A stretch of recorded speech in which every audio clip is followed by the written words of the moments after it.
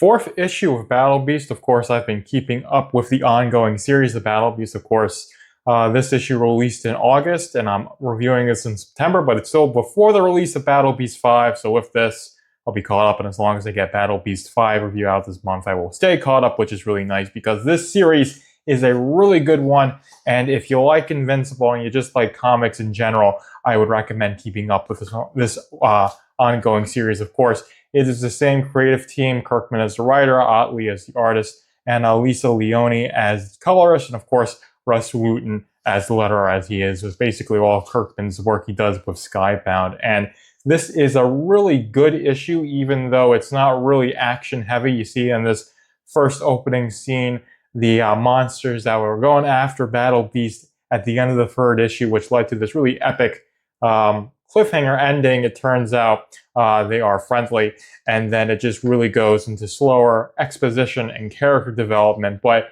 while that might be a bit of a disappointment for some that there's no real like epic action and doesn't continue, the third issue was pretty intense on the action, and this fourth issue does have good pacing. It does allow the series to have good pacing. So Kirkman's pretty good at writing with the series in mind for the people who are going to read the trades and read this and all, and over a course of a couple sittings. So once Battle Beast has its run and you're reading, you're reading this as a trades or as a big omnibus, the pacing for this is going to work because you have that intense action in the third issue and this fourth issue really being a way to kind of go down from that climax and rebuild up the tension, which it does so pretty well. Of course, you don't really have too many like epic spreads on that, but you still have really fantastic panel layouts. Of course, Ryan Otley's art's really fantastic. The thick, bold lines, and Lisa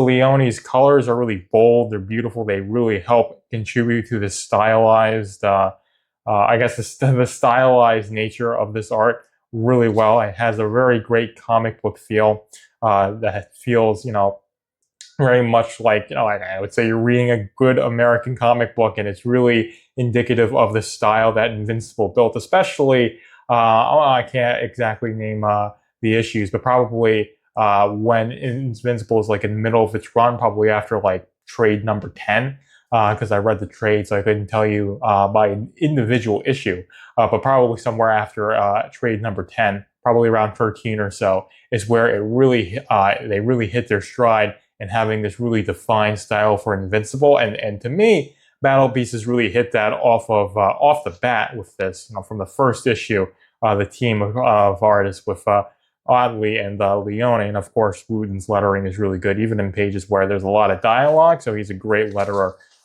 in terms of just making sure everything is readable, digestible, and of course it really helps when you've got artists that have really fantastic page layouts. So even though that this isn't a really action intense issue of Battle Beast, so you don't see him like going and like flying through spaceships or just like chewing up his enemies in like the blood tournament in the second issue.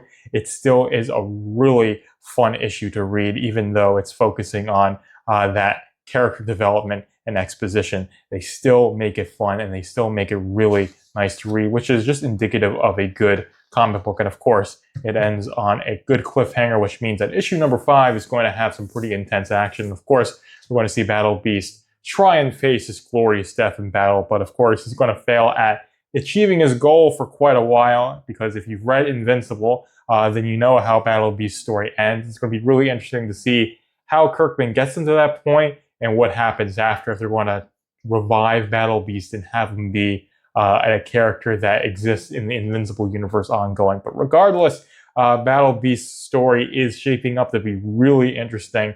I really am liking this series, and it's definitely one you ought to keep up with.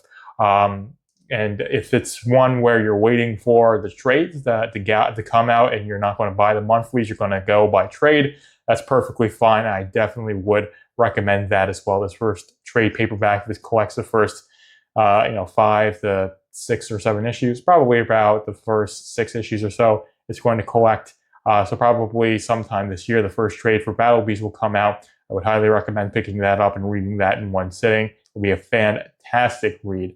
for sure, because these individual issues have been really good. And like I said, Kirkman's really good at linking them together and being aware of how these issues meld together into an overarching story, which is why number 4 is definitely a slower paced, less action intense issue, because it's coming off of that third issue. But regardless, like I said, a really good issue and just a really good example of what a good comic is. And it's definitely one that sure will keep me coming to my local comic book shop every month to pick up these issues, which really can't say that about a lot of stuff that comes out these days, even though I never was the biggest Marvel and DC guy.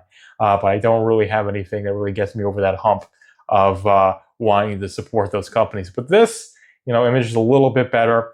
And of course, I loved Invincible and Battle Beast. So I was like, oh, let me get it on Battle Beast. And I've had no reason to get off of the Battle Beast train, which is a really, really satisfying thing to have happen. But that's all I have for you guys today. Hopefully you guys enjoyed this one. Joker is out. Thank you for stopping by the Velvet Room. Be sure to like, comment, and subscribe so you can keep up with Velvet Room Publishing. And go to velvetroompublishing.com if you want to go even deeper into the Velvet Room.